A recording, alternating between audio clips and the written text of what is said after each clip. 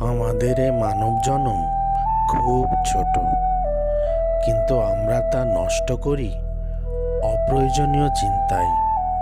কে কি বলল, কে সামনে এগিয়ে গেল, এসব ভেবে সময় নষ্ট হয়। নিজের কাজ ঠিকভাবে করলে অন্যের কথার গুরুত্ব কমে যায়। সফল মানুষ ভুল করে না, এটা সত্য নয়, তারা ভুল থেকে শেখে। আজ কষ্ট হলে মনে রাখবেন, এ কষ্টই আপনাকে শক্ত করবে। ধৈর্য রাখুন, পরিশ্রম চালিয়ে যান। সঠিক সময় এলে ফল নিজেই আসবে। জীবন সহজ নয়, কিন্তু সৎ থাকলে জীবন সুন্দর হয়।